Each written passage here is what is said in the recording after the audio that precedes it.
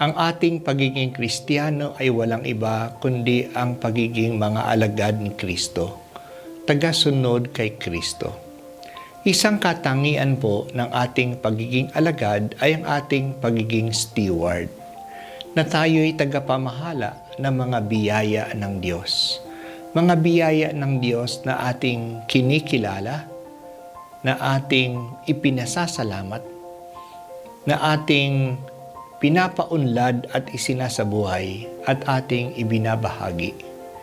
Kaya ang pagiging katiwala po ay isang way of life, isang paraan ng pamumuhay, at sana po mamuhay tayo bilang mga katiwala ng Diyos.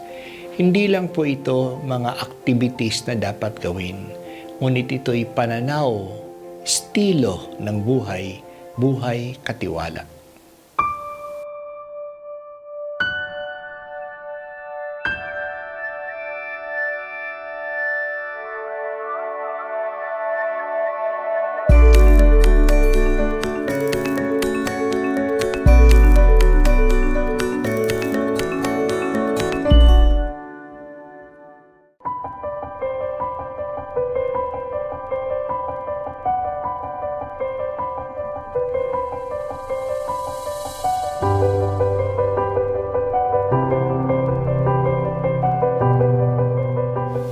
Good day to you all.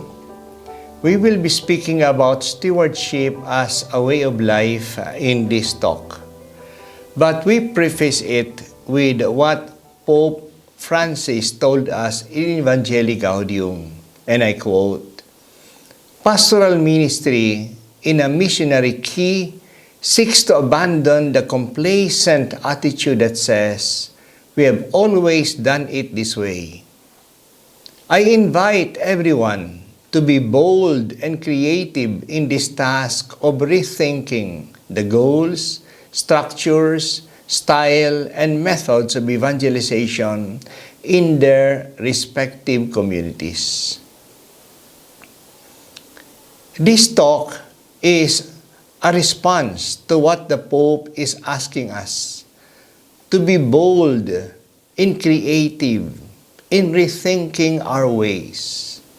So here, one way of evangelizing that we think is important for our Philippine church is stewardship. And this would mean a lot of changes in the way we think, in the way we live our lives, and in the way we approach our work of ministry. Let us not be tied down to what we have been doing before. Let us accept the challenge of the Pope. We have just finished our celebration of the 500th anniversary of the coming of the Christian faith. And we have been guided by our theme for 2021, Gifted to Give. We believe that every grace is not only a privilege, but also a responsibility. And the more we are gifted, the more we are challenged to share this gift. We recognize the gift. Here, the gift of faith, but all kinds of gifts that we have, we recognize that they are gifts given to us. And so we are grateful for the gifts of God because of His love for us. But we realize that these gifts are not just only for us. So we share the gift. We share the gift to others. And the more we share, the more we grow in love. This is the logic of what we are proposing that we do during this time for the spirituality of stewardship. We recognize our giftedness. We are grateful for these gifts. We share these gifts to others and thus grow in love. Since the year 2000, stewardship as a concept and as a program is becoming mainstream in the practice of the faith. Before that, we have seen stewardship and limited it only to the care of creation. But then, with the series of talks about stewardship in the Philippine Church, we realized that all aspects of our life are under this concept of stewardship. Who is a steward? A steward is someone entrusted to hold something in trust for another person. Siya ay hindi may-ari. Pinagkatiwalaan siya ng may-ari. And dahil sa pinagkatiwalaan siya, siya ngayon ang nagmamanage ng pag-aaring ito. So, a steward is not only entrusted, but also who manages the property of another. And our catechism for the Catholic Church tells us in number 2402, in the beginning, God entrusted the earth and its resources to the common stewardship of mankind, to take care of them, master them by labor, and enjoy the fruits. The goods of creation are destined for the whole human race. So from the very beginning, from creation itself, we as human beings have been entrusted with the stewardship of all the things that God has created so that we may work on them, enjoy the fruits, and bring them, these fruits, to all the others. There are some basic concepts behind being a steward. Very basic concept. The steward is not the owner. Tayo'y katiwala. Hindi tayo ang may-ari. Pangalawa, the steward has responsibility. He manages what has been entrusted to him. Pinagkatiwala sa kanya. At dahil sa ang may-ari ang napakatiwala sa kanya, that's why the steward has to manage the things entrusted to him according to what the owner wants. Kasi hindi kanya, kahit na siya ang nagpapalakad ng mga bagay-bagay na ito, isinasang-ayon niya ang kanyang pamamalakad sa gusto ng may-ari. Kasi bandang huli, siya po ay mananagot sa may-ari. He will answer to the owner. These are all basic concepts about being a steward.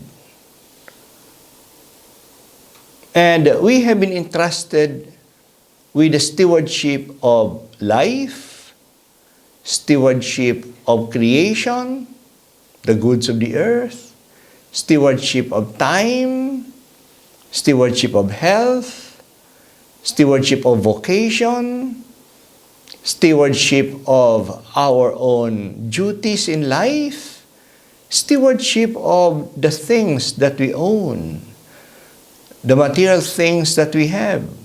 Ang lahat pong ito ay pinagkakatiwala sa atin. We read in Deuteronomy chapter 10, verse 14, "Look, the heavens and even the highest heavens belong to the Lord, your God, as well as the earth and everything on it." Lahat ang Diyos ang may-ari. Also in 1 Chronicles chapter 29, verse 11 to 12, "Yours, Lord, are greatness and might, majesty, victory, and splendor, for all the heavens and on earth is yours. Yours, Lord, is kingship.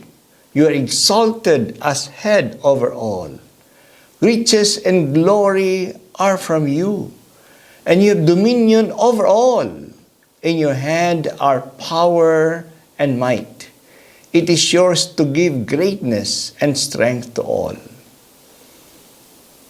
Kaya kinikilala po natin, galing sa banal na kasulatan, na lahat na nandiyan ay galing sa Diyos. That's why God is the owner of all by creation. All comes from Him. But not only that, God is also the owner of all by redemption. He redeemed all. So we read in 1 Corinthians chapter 6, verse 19 to 20. Do you not know that your body is a temple of the Holy Spirit within you, whom you have from God, and that you are not your own? For you have been purchased at a price. Therefore, glorify God in your body. So God has a double claim of ownership over us by creation and by redemption. Kaya kinikilala po natin na siya ang may-hari. Now we look at stewardship as a way of life. Isang uri ng pamamaraan. It is a spirituality. Yan po isang pakikitungo sa buhay. Isang pananaw sa buhay. That's why we cannot reduce towards stewardship to only just an activity or a practice. Not because we tithe, we are already good stewards. But it's the way that we live our life. It is the way that we see how our life is. That's why it covers all the aspect of our life. Not only our money. It covers how we live our life, how we spend our time, how we take care of our family, how we do our jobs, how we live our faith. All of these are in the prism of stewardship, if we take it as a way of life. And what does a steward do? Of course, a steward takes care of what has been entrusted to him or to her. We take care. And what does it mean to take care? That means that it will not be wasted. Hindi po masasayang, hindi po mawawala. Sinisikap natin na pinagkatiwala sa atin ay hindi masisira, ay hindi masasayang. Instead, that it is put to good use for self and for others. Ginagamit po, hindi lang binabaon para sa sarili at para sa iba. And in so doing, in making use of these that had been entrusted to us, we return it with increase to the Lord. These things are being developed. Anumang talents natin kapag ginagamit ay nadidevelop. Ang buhay natin na ginagamit para sa iba ay lumulusog, ay nagiging makabuluhan. And a steward is aware that he will give an account. That's why he is transparent kung ano ang ginamit niya sa kanyang panahon, paano niya ginamit. Ang pinagkatiwala sa kanya, pananagutan niya yan sa may-ari. At dahil sa hindi nga siya ang may-ari, ibinibigay na rin ang kaparte ng may-ari. Pinapagamit sa kanya, nakikinabang siya sa mga bagay na pagkatiwala, kaya magbibigay din siya ng kaparte ng may-ari bilang pagkilala na siya ang may-ari. That's why if we want to summarize the spirituality of stewardship, we can put this into 4 elements. First is the recognition and acceptance of God's gifts. Kinikilala natin at tinatanggap natin ang mga biyaya ng Diyos. Nakakalungkot po, maraming mga biyaya na hindi tinatanggap. Tulad ng biyaya ng pagiging anak ng Diyos. Bakit hindi natin tinatanggap ito? O hindi natin alam So we recognize and we accept God's gifts. Second, we are grateful to God. Nagpapasalamat tayo sa biyaya ito. Nagpapasalamat tayo sa oras na ibinigay niya sa atin, sa ating kalusugan, sa ating buhay, sa ating pamilya. Pinasasalamat natin sa Diyos sa ating kaalaman. And thirdly, that we trust in God, that He takes care of us. Marami nang pinikatiwala sa atin. Hindi tayo pababayaan. Kaya may tiwala tayo sa Diyos kasi pinagkatiwalaan tayo. And precisely because we trust in God, so fourthly, we are generous. We are generous in sharing these gifts. Kasi hindi natin inaangkin. At alam natin na ang Diyos na nagmamahal sa atin, hindi tayo pababayaan. And in this generosity, we grow in our love for God. So ito po yung apat na elements ng spirituality. Recognition and acceptance of the gift. Pangalawa, gratitude to God for these gifts. Pangatlo, tiwala sa Diyos. Hindi tayo pababayaan. Nananalig tayo sa Kanya. At dahil sa nananalig tayo sa Kanya, tayo po ay generous na magbahagi sa mga biyayang ito. Kasi hindi tayo iiwanan ng Diyos. So we grow in love. You know, stewardship is different from fundraising. Ang iba kasi ang tingin nila, stewardship is just another way of fundraising. No. There are great differences between fundraising activities and stewardship. Fundraising is what we do. Stewardship is who we are. Malaking bagay niyon.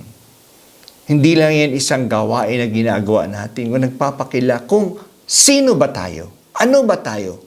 Tayo ay mga katiwala. Fundraising is one-dimensional, impacting only people's pockets. Kaya bastang nagbigay ka ng tulong, yan, tinutugunan mo na yung fundraising. But stewardship invites us to a change of heart. Pagbabago ng pananaw, pagbabago ng puso. Hindi lang yan pagbibigay ng pera. So in fundraising, we can give a big amount, but still we remain as we are in our attitudes. Ngunit ang stewardship, nagbabago ang ating pananaw. And fundraising only occurs occasionally, kapag may pangangailangan. Kailangan natin ng bagong simbahan, kailangan natin sa mga nasalanta ng bagyo, kaya mag-fundraise tayo occasionally. Whereas stewardship is an ongoing commitment. May pangangailangan man o wala, ako'y magbibigay kasi ako ay steward. That's why it's an ongoing commitment. So stewardship is not something we do. It's about who we are and whose we are. Ano ba tayo? At kanino ba tayo? So nagbabago yung ating pananaw, yung ating pagtingin, yung ating pakikitungo sa buhay. Hindi lang yan isang bagay na ginagawa natin, ngunit yan po ay ang ating pananaw kung ano tayo at sino tayo. Sino ba ang may-ari ng lahat ng ito? That's why we say that stewardship is a way of life rather than a single particular action. It's a way of life. The life of stewardship is an ongoing process of integrating whereby we relate our whole person to the whole action of God. Ini-integrate natin, isinasama natin, tinitingnan natin, kinikilala natin ang ating buhay, ang ating pagkilos sa pagkilos ng Diyos. By acknowledging our dependence upon God for all life, we are called to regard both material things, human capacities and spiritual resources not as private possession or as a property of limited groups, but all of these are coming from God. Yan po yung pananaw na yan.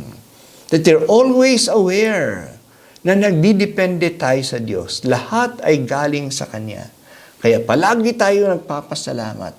Palagi tayong nagbabahagi.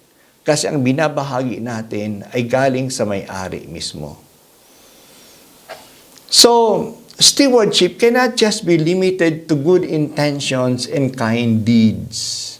Some particular aspects of our life na mabait tayo, tumutulong tayo, but it's recognizing that all of life depends on God.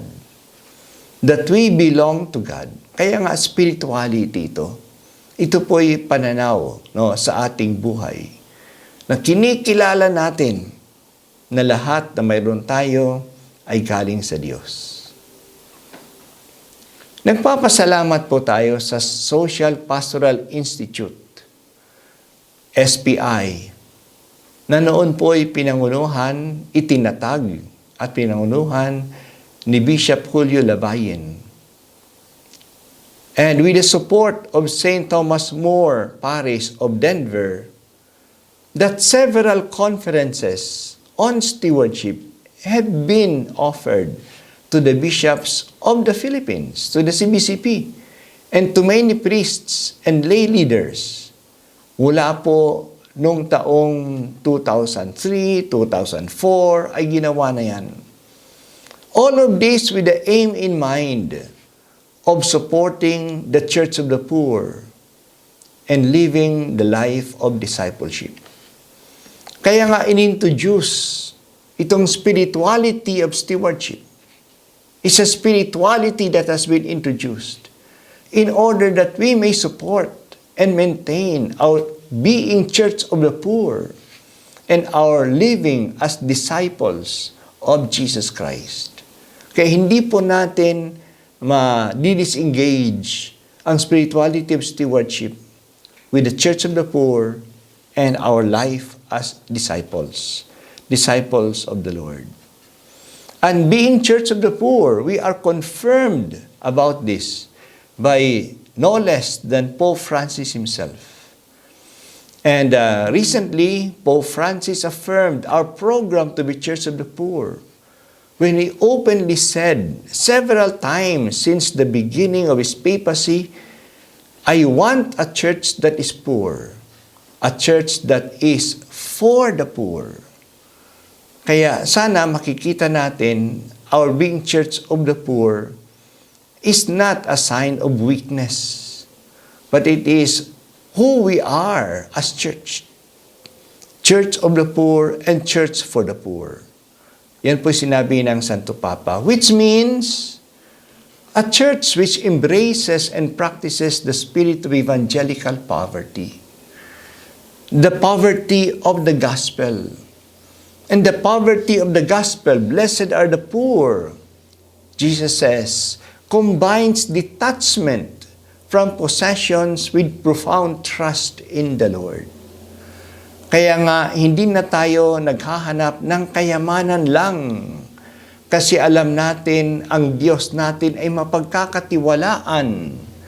That's why it means simplicity of life. The Church of the Poor does not discriminate against the poor, but vindicates their rights. Hindi natin isinasantabi ang mga mahirap.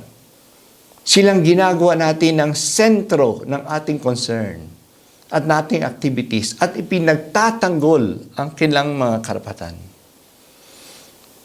So the Pope said in Evangelii Gaudium, a church which gives preferential attention and time for the poor. And the Pope said very clearly, our preferential option for the poor must mainly translate into a privileged and preferential religious care for them. So, yan po yung ibig sabihin ng Church of the Poor. Na kaya nga, isinusulong natin ang spirituality of stewardship in order that we may be able to work as Church of the Poor. We're able to share our resources for activities of the poor. So what would be the result of the spirituality of stewardship? That we are able to live a way of life, a way of being church as stewards. Ang result po ay, first, we become more grateful. Kasi a real steward recognizes the gifts of God, is grateful to the gifts of God. And gratitude is a basic attitude of a Christian in life. This is part of our discipleship. This is why for us Catholics, the primary worship is Eucharist, which is thanksgiving for the gift of salvation and for all the other gifts that God gives us. So by having the outlook of a steward, we become more grateful in our life and thus being more happy. Another result of stewardship is greater generosity. Maging mapagbigay tayo. Our response to God's goodness to us is greater generosity in sharing.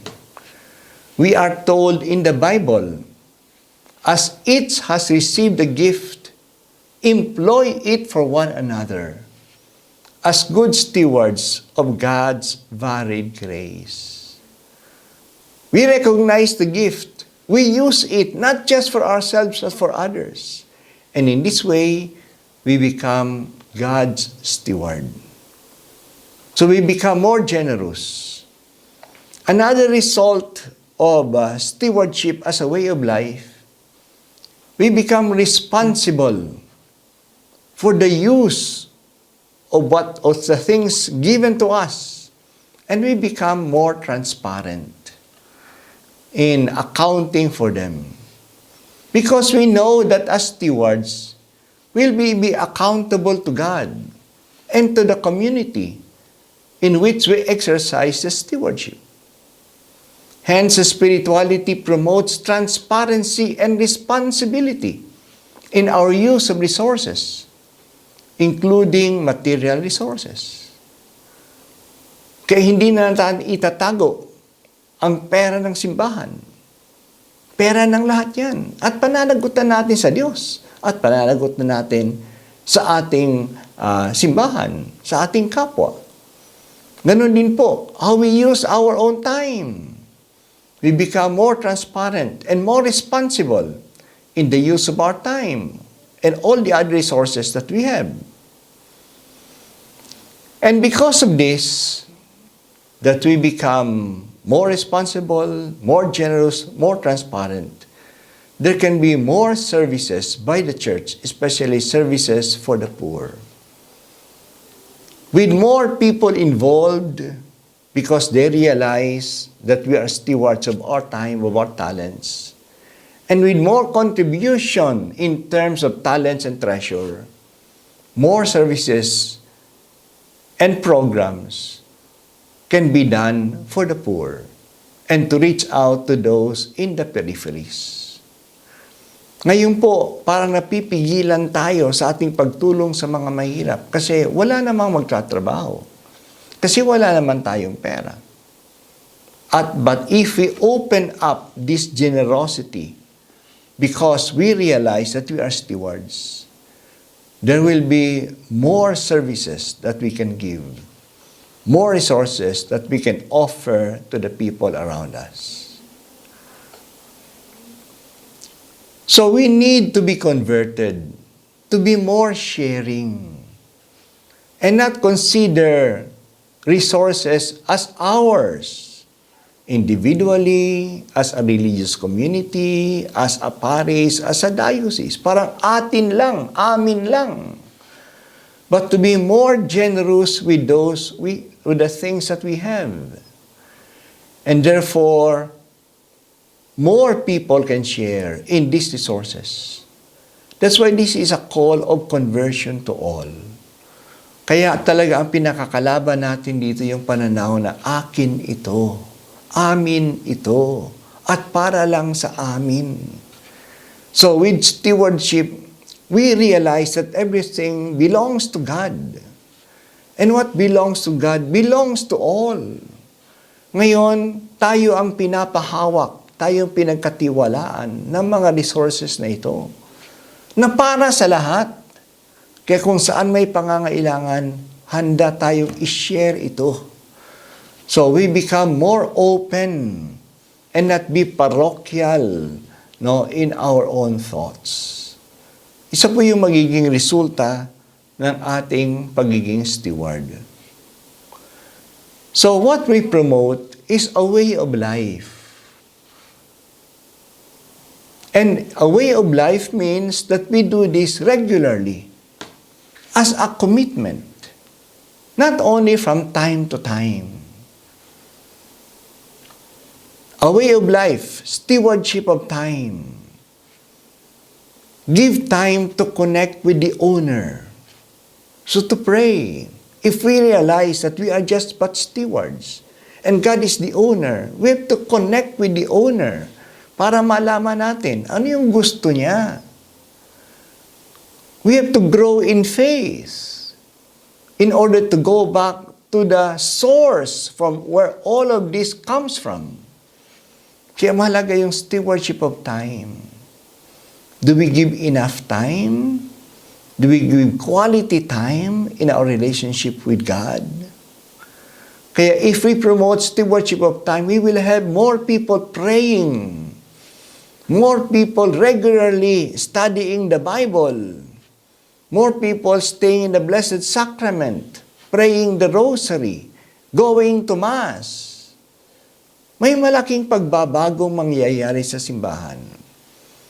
Just by promoting the stewardship of time, that we realize that all our life, all our time belongs to God, and we give part of it back to God. That we are always in touch with the owner to know what He wants, how we are to use our time, our talents, our treasures. Pangalawa, stewardship of talent. We recognize our gifts and share these gifts to others. Lahat naman tayo may kanya-kanyang talent. Yun yung problema kung minsan di natin recognize ang talent at sayang. Like for example, we recognize the giftedness of being able to study, na nakapag-aral tayo. At gusto naman nating magbahagi ng napag-aralan natin sa iba. Ang iba ay talagang mag-talent na magluto, na magtanim, na magbasa, na mag-business. May talents tayo. We recognize and we develop these talents and we share them to others. Alam niyo kung ganito ang mangyayari, marami ang magsiserve sa atin. At dami nating pangangailangan. Siguro may mga doctors tayo magsiserve, may mga lawyers, may mga teachers, no, may mga police people who will serve us. At binabahagi ang kanilang kaalaman. At ang magpapadaloy ng simbahan ay hindi lang iilang mga tao na sila na ang lahat. Madali po nating magamit ang mga resources natin kasi marami pong gusto mag-volunteer. And if we just do this, the church will become more alive in our ministries. Marami tayong pangangailangan na dapat tugunan at nandiyan yung mga tao willing to join because they recognize that what they have comes from God and should be used to serve others. And then stewardship of treasure. Give a portion of the material things that we have to God and to others. At kapag ganito, kahit na maliliit lang ang maibibigay natin, makakatulong sa lahat. Hindi naman that somebody will shoulder the whole amount, but every one of us would share At hindi po mahirap. Isipin natin kung lahat lang ng mga Katoliko magbigay ng 20 pesos a week. 20 pesos a week, hindi naman mahirap ang 20 pesos. Pero malaking maitutulong yan kung lahat ay magbibigay ng kanyang 20 pesos. And regularly. Yan po yung sinasabi nating balik handog. Kinikilala natin ang handog ng Diyos at ibinabalik natin sa balik handog ang ating panahon, ang ating talento, ang ating kayamanan. Yan po yung pagbabalik handog natin. So because it is a way of life, maging regular na yan na ginagawa natin. Because it is a way of life, it becomes now a commitment that we have.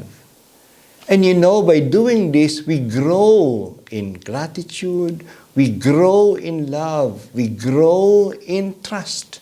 No, trusting the Lord for all the things that He has given us. And as a parish, as a Christian community, ito po yung isang service na maibibigay natin sa mga tao. That we make people realize, being aware of their being stewards. So make them know the real identity as human beings. Ano ba sila? As human beings. As human beings, we've been entrusted with the care of creation by the Creator. Kaya identity natin yan. As human beings, stewards tayo. Kaya dapat yan ay palaging ipaalam sa mga tao. At pangalawa, make them aware of their being blessed. Na ang dami nating mga biyaya. Kasi ang madalas po, nakikita natin yung mga bagay na wala tayo. Hindi na natin nakikita yung mga bagay na mayroon tayo. Na ako'y may kalusugan, na ako'y may pamilya, na ako'y may kaibigan, na ako'y nakapag-aral, na ako'y may trabaho. So, we are grateful for this. So, we promote generosity, we promote gratitude for all these gifts. And because we realize that we are blessed so much, then we can become generous. Hindi na tayo natatakot na mag-share. Kasi alam natin na hindi naman tayo papabayaan na ng Diyos. God has been so good to us, so we're able to share. And in so doing, we grow in love. We grow in love of God. At hindi ba yan naman talagang tungkulin ng simbahan na dalhin ang mga tao sa pagmamahal sa Diyos? Kaya ito po ang serbisyo na maibibigay ng simbahan by promoting the spirituality of stewardship, by promoting stewardship as a way of life. Time and again, we are reminded of who we are as stewards. We belong to God. Everything comes from Him. We realize how much we are blessed with so many things that He has entrusted to us. And so we become grateful. By being grateful, we trust Him all the more and we become generous. Thus grow in our love for Him. Magkadugtong po ang lahat na yan. Sinabi po ng US bishops nung sila'y gumawa ng pastoral letter on stewardship as disciples of Christ. Sinabi po nila, as Christian stewards, we receive God's gifts gratefully, cultivate them responsibly, share them in loving justice with others, and return them with increase to the Lord. Yan po yung apat na magiging bahagi ng ating spirituality Christian stewardship. We receive God's gifts gratefully. Kinikilala natin at grateful tayo. We cultivate them kasi binigay ng Diyos. Ginagamit natin, inaalagaan natin, hindi natin sinasayang, hindi natin isinasantabi. And we share them in loving justice with others. Loving justice kasi ang iba ay may karapatan din sa mga gifts na yan. Tandaan natin, tayo lang yung daluyan. Tayo lang yung kamay upang ang biyaya ng Diyos ay dumating sa iba. Hindi atin yan at hindi lang para sa atin. We are just channels of God's love and God's graces for all. And by so doing, we return them with increase to the Lord. Increase kasi marami na kinabang. Increase kasi ito'y nakatulong sa lahat. Kaya mga kapatid, ipagpatuloy po natin itong ating commitment as God's stewards. It's a way of life.